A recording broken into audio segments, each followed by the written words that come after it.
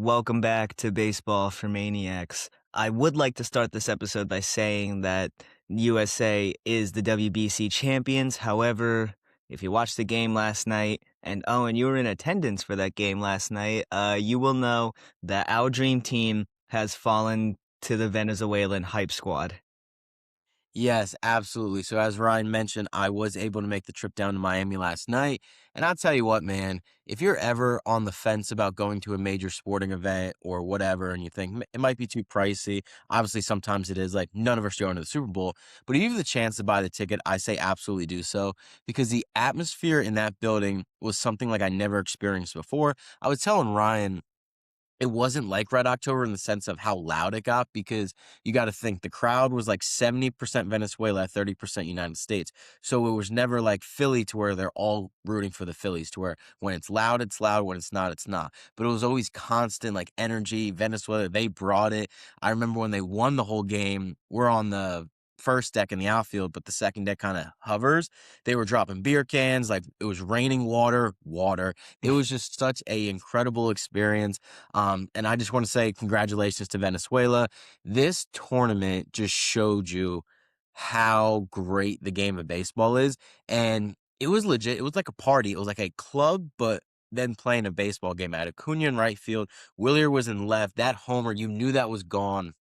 And we'll get into the 35 United homers for States. Willier this season, calling it.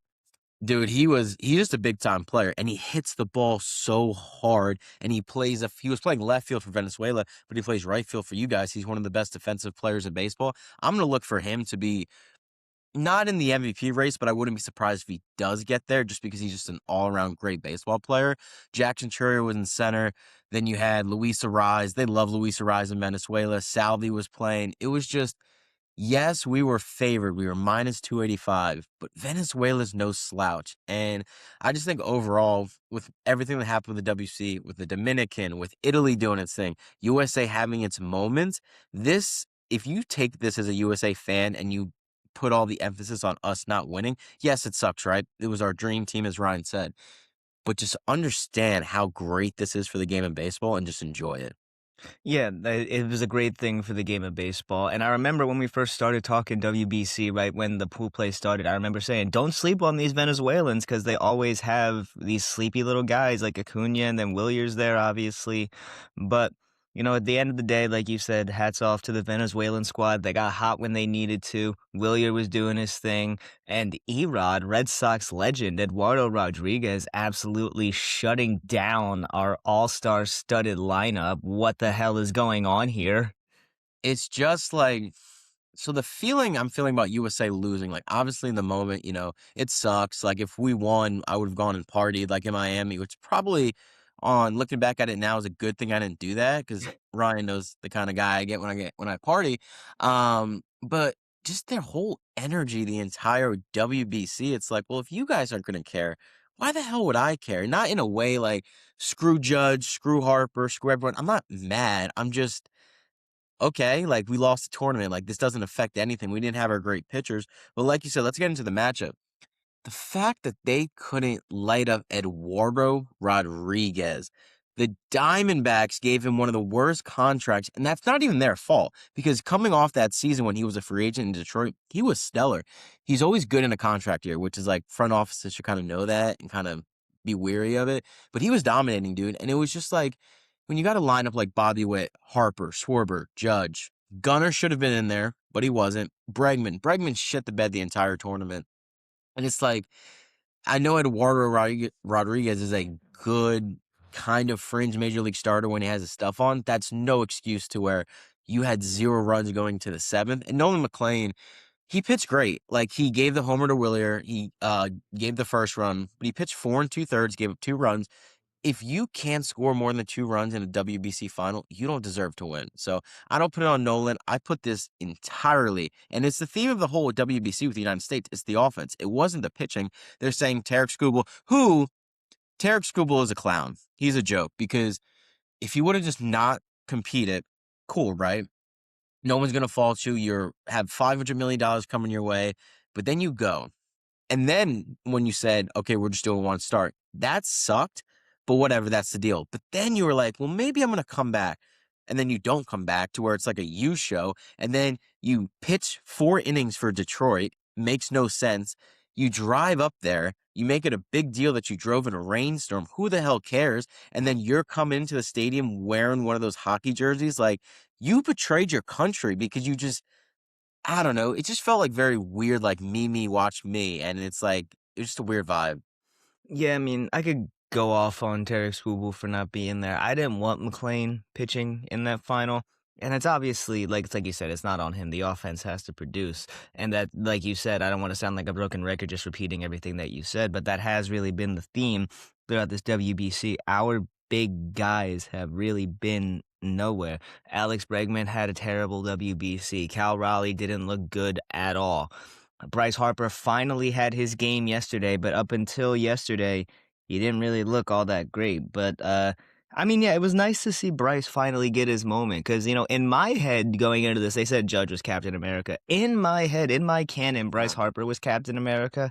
So it was pretty nice to see him finally uncork on one, and that had to feel so fantastic for him. I want to know how you felt seeing that ball leave the bat and him finally get one.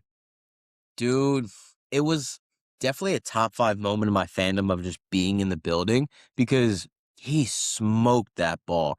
And I remember I was pounding on the seats. I was like, it was just such an insane, great moment. And I told you this every episode. He's going to go yard next game. He never did up until now. And it just, the whole vibe of that game felt so eerily similar to a Phillies playoff game. The offense struggling, pitching doing their job, just not hitting pitchers you should hit. But when Harper hit that ball, it felt like, okay, the momentum was back on the United States. The stadium got a little quiet in the sense of, obviously, once he hit the homer, the USA fans were going crazy, but Venezuela got kind of nervous. And then that leads into the point when you tie the game, right? And you're the home team. The ninth inning is the most important inning to do a shutdown, to where it goes back to the point of Mark DeRosa being an incompetent manager. And he's not a manager, he's an analyst, because he said, well, Mason Miller, he was honoring the Padres' wishes that they would only bring him in for a save situation. Well, get this. In the ninth inning, if it's tied, there's not going to be a save situation. You're going to have to win on a walk-off, to where Garrett Whitlock has been phenomenal this WBC in the sense of like, okay, going to him, I don't really have a problem, quote unquote, but you should have gone to Miller because that was the inning you needed to shut down. And they waited too long to pull the plug on Garrett because it's like, it's March, right? He's not going to be effective the entire time, to where get him his 3-batter rule, whatever, and then have Mason Miller ready. It just doesn't make much sense to me of like honoring the Padres' wishes, because it's like, if he was going to pitch, it doesn't matter if it's a tie game or a safe situation. It's the same level of pressure. I don't know how you feel on that whole Mason Miller situation. Obviously, I have a soft spot for Garrett Whitlock. That's a Red Sox guy, and like you said, he was phenomenal out of the bullpen for us this WBC tournament. It's a shame that it had to be him to give up the run that ended it, but I mean, again, that just hats off to Venezuela for keeping the bats hot when they needed to be hot at that moment. That's something that we couldn't do. But at the end of the day, I don't ever want to see Mark DeRosa wearing a Team USA uniform ever again. The only time I ever want to see it happening is when he's sadly watching from the stands because he lost his job as manager. Because regardless of what you want to say about the hitting, which we will get into shortly, regardless of what you want to say about how we played as a whole, our effort, how much we really cared about the tournament, Mark DeRosa single-handedly may be the worst manager in a major tournament setting. And this is I'm including the Kevin Cash pulling Blake Snell incident in this. Mark DeRosa is the worst situational and worst overall manager I have ever seen put on a baseball uniform. I think his just whole vibe, and let me get into the actual stats of like the batters before I digress about DeRosa. It just felt like too cool for school. Like the way of like not knowing the quarterfinal rules, not knowing all that kind of stuff, telling people that the players were dragging in the sense of like, they beat Mexico, dude. Mexico, they have some good players. Jaron Duran, really good. Randy Rosarena. But it's like, you're so much better than them, to where like, I get it, they beat you the last couple of WBCs, but for you to like make that your World Series, it felt weird. The entire vibe of the United States felt weird. Now, granted, I do think the social media outlash and like about us being too cool for school, like not jumping around. I feel like that was overblown just because the United States, they are who they are. Like Bregman's not going to go crazy. Harper is stoic in a sense. Judge is kind of stoic, but that's who they are. But it just felt like going into it, we thought with all the players assembled, it was a dream team.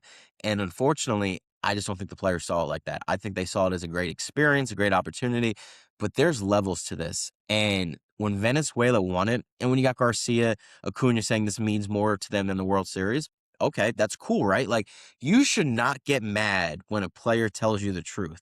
Like, if Harper says the World Series means more, which he essentially did, cool. If you think the WBC means more, cool. It's just baseball, dude, to where it's like, I didn't like how you turned a great event into well, you should make this important. You should make this important. You should care about this. You shouldn't care about this. Dude, it's baseball. Just let people do what they need to do, to where even going into the final, like I was hyped, but I was like, this means so much more to Venezuela, to where it's like, not that I wanted them to win because I'm never going to root against the United States, but in a way, like with the baseball god, you saw Eugenio Suarez after the game just giving glory to Jesus, all that kind of stuff, big Christian.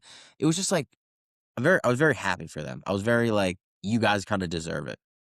It's kinda nice seeing, like, one of the underdog teams come up and do it, because when you talk WBC, you think 3 teams right off the bat. You think Japan, you think DR, and you think the United States of America, and that's not discounting the other nations like Venezuela, Puerto Rico, Colombia, Italy, even Canada. That's not discounting those guys. They have some talented players, but let's be realistic here. When you're talking about putting all of the same nation on the same team, those are the 3 guys. Because it's like it's a whole joke on the sketch comedy show Key and Peele, where it's like, Rafi, this is a major leagues. We are all from the Dominican Republic. Like it's quite literally almost everybody on them. There's at least 5 on a major league roster right now that's probably from the Dominican Republic. And you can say the Yeah. same thing right now with Japan, and obviously for the United States, it's our league. But nevertheless, baseball, if one thing, it's about teams that are the hottest at the moment. Everybody was talking about the USA versus the DR being the championship game. Dead wrong. They're dead Yeah. wrong. The championship game was on the other side of things because Yeah. Italy was smoking hot going into the quarterfinal rounds in general, and then Venezuela picked it up when they had to. And they stayed hot when the United States couldn't pick it up, when our lovely captain, that big 6'7" useless statue, Aaron Judge, did absolutely nothing in a big game again. Yep. Well, with Judge, and because he had a, let me check his OPS during the entire WBC, 845. One, that's not up to a standard, but still very good on the side of if you're just looking at the numbers. Aaron Judge just simply cannot get it done when it matters most. I don't know if he grips the bat too tight. I don't know if his body, like, he starts to shake up, but it just felt like this is going to be the story of Aaron Judge. He's the best right-handed hitter of all time. I don't think it's relatively close in the regular season. But when you saw what he does in the postseason, and like said, he had his moment last year, and we've talked about it. If your moment comes when you're down 2-0 in the American League Division Series, when you won 94 games, that should not be your moment. Your moment needs to be in the NLCS, or if it's like a do or die game 5, to where it was like, I thought that would have lent him to maybe taking some pressure off himself. But I just don't think Aaron Judge has it, in the sense of like, I'm not going to like bash him. You're going to bash him because, you're a Red Sox fan. That's like Lindor coming up and just not doing his job. So I would do the same thing. It's just some guys have it, some guys don't. Aaron Judge will never be a postseason performer, to where it's like the book's out on him. Attack Aaron Judge when it matters most. I will say though, like, yeah, I wouldn't say that he's not a postseason player because he had a decent postseason last year in 25. I think it's necessarily a big game type of guy. Like, yeah, he could show up for like games 1 through 3, but when you get through like in the championship series, get through 4 to 7, there's a good chance that he might disappear. He can perform in the playoffs. He showed that he can be at least an above average to great bat in the playoffs, but when it comes down to crunch time, that's when we really got to see him go through with it. It's like, when does he hit those homers? It's like the first or third inning, to where they're already up 2-0. But when it's They're all 2-2, useless. Like, it doesn't do anything to add to the lead. It adds to the mystique that Judge can hit these balls 400 some odd feet, but it does nothing to helping the Yankees win. Like you said, they're already either up 3-0 or 4-0, or they're already down like 5-0 or 4-0. It doesn't. A lot of these home runs just don't matter. Yeah, he's gonna probably retire with almost 700 home runs, but like, cool. No rings to go Yeah, along with it. it's like the how it goes back to the sport of baseball and how fickle it can be. It's like if you're a great player in the regular season, which Aaron Judge is, it almost amplifies the pressure in the playoffs because it's like it's almost a lose-lose situation. Because if you do your job, if you take the results from the regular season into the postseason, that's expected of you. To where if you don't contribute, which he hasn't, especially in the WBC in the big, big moments, it amplifies everything. And then it goes back to the point of like, and Miguel Garcia, who won the WBC MVP. Also, he's a Well very good deserved. player. Like, let's not get it twisted. He's going to be a multi-time All-Star in this league. But he was playing with house money. Like, no one expected him to do what he did, to where it's like you play baseball best when you're loose. And I just think Aaron Judge and even Bryce Harper to a degree before that big moment, they were pressing and it just felt like a Phillies game. It was like me watching my nightmare just come to life again and again and again because they talk about it. It's like the crowd in Red October. It's like Alec Bohm said, he said, I don't know what happens in that moment.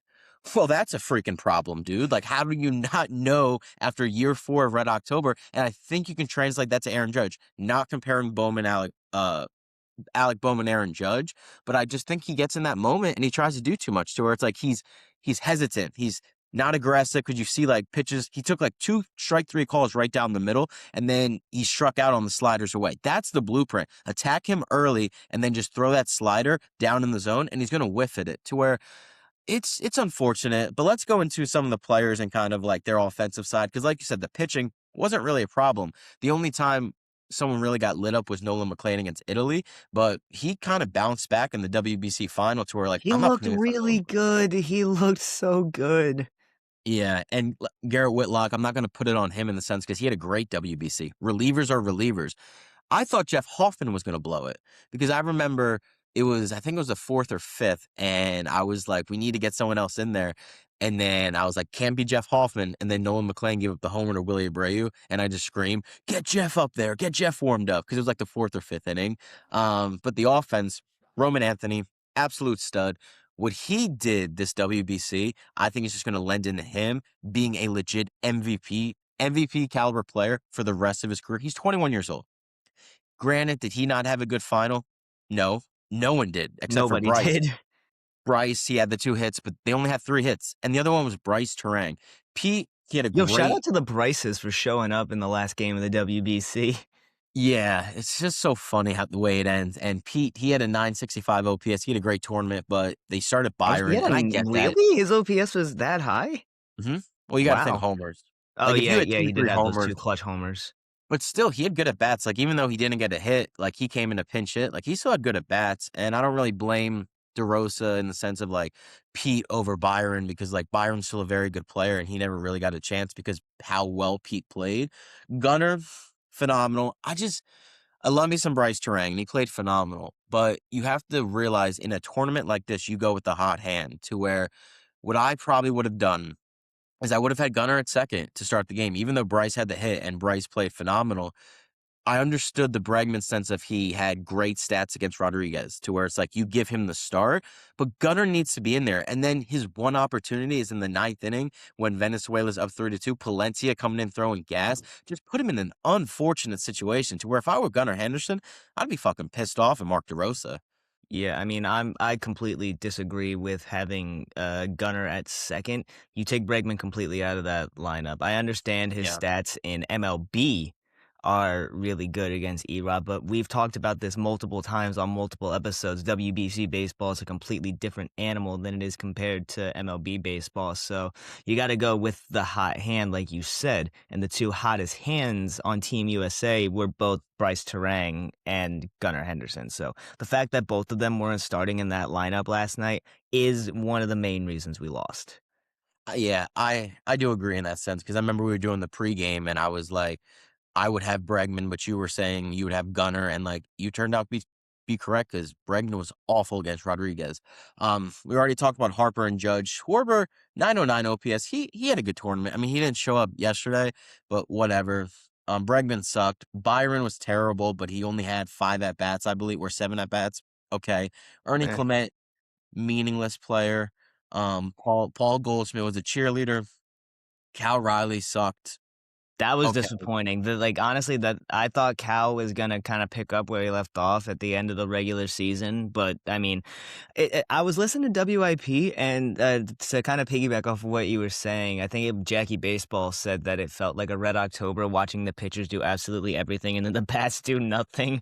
But to kind of go on to that, where was I going with this WIP thing? It had to go with what we were just talking about. Cal Oh, Riley. no, it was, Cal Raleigh, and then eh I just wanted to bring I guess I just wanted to bring up the WIP thing, but I thought that Cal was just gonna completely take off. I thought that he was gonna be the MVP of the WBC, but it ended up being Roman or Gunner, I should say. It was Yeah. probably Gunner over Roman, but I'm biased, so I'm gonna give it to Roman. But the guys who are still on their rookie contracts are the ones that are making the most noise right now for Team USA. And if that doesn't mean that the next round of WBC should all be guys that are still listed on the MLB pipeline, I don't know what is. We need young, hungry cats in there that are like playing for everything. And not saying Harper and Judge didn't give that or Bregman didn't give that. Like anytime they step on a baseball field, they're giving you 110%. But you can kind of feel the energy to where it's like, I'm going to give you 110%, but if it doesn't work out, I'm not going to take this home with me. And I don't think the United States, like, I genuinely don't think they're going to lose sleep over that loss. And that sucks. But that's also like, I'm not going to lose sleep over that loss anymore. But then again, like, as Americans, I think for the most part, is we care much more for our individual baseball team. And again, that's completely fine. You like what you like. The Venezuela fans, the DR fans, like this being their World Series, absolutely acceptable because it's like it's your baseball fandom. No one can tell you how to feel. But it was just like I guess going to the point of like where do we go from here? I don't know, man, because it's like I'm not thinking of like 3 years down the road or 4 years, whenever the next WBC is, of like let's get our revenge. Because it was like we lost. Like we had our dream team and we still lost. It's very similar to the Phillies in the sense of how I'm feeling this year.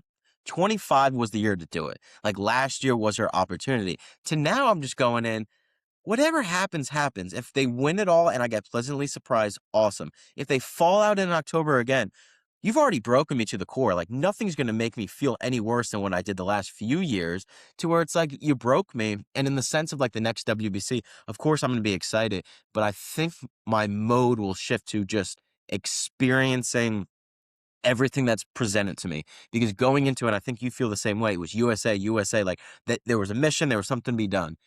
But midway through the tournament, like pool play was like, no, there's something much bigger than just the United States of America. This is something great for the game of baseball. And again, I know you said the owners don't care, which they don't.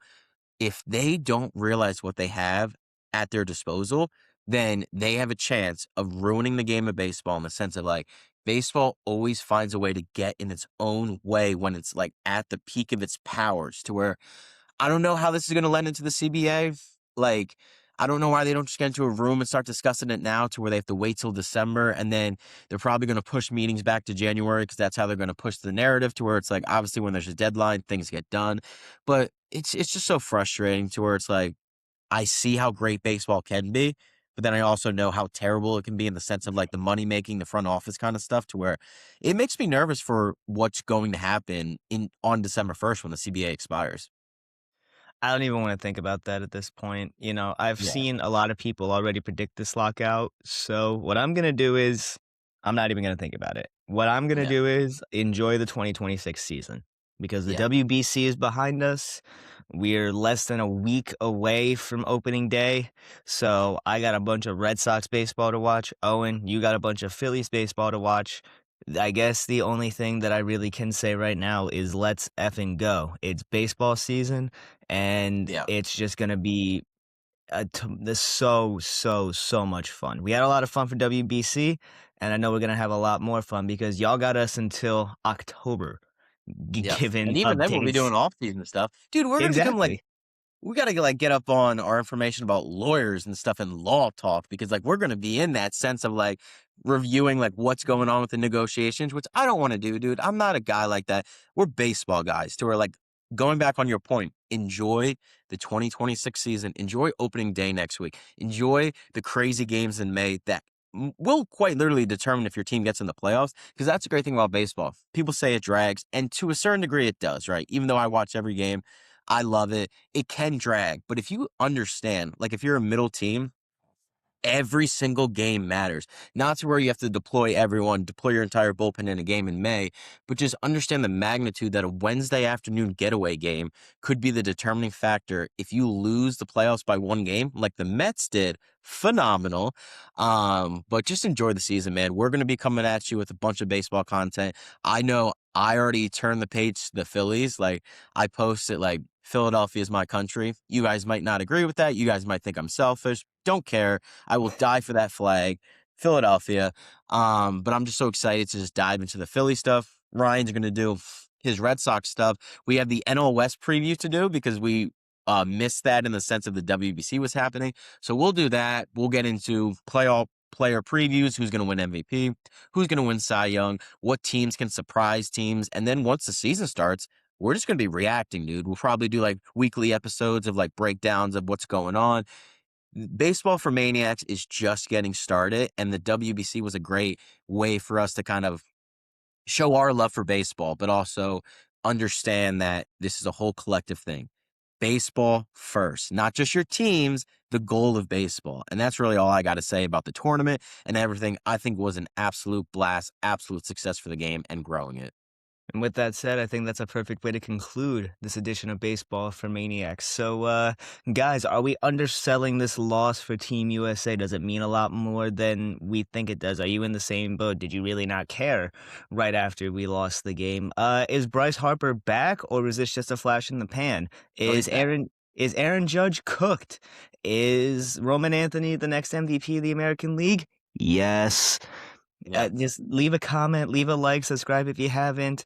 And like Owen said, we got a week till opening day. You guys do your preparations, get ready for that. Owen, I will catch you and the rest of you guys on the next one. Later, buddy.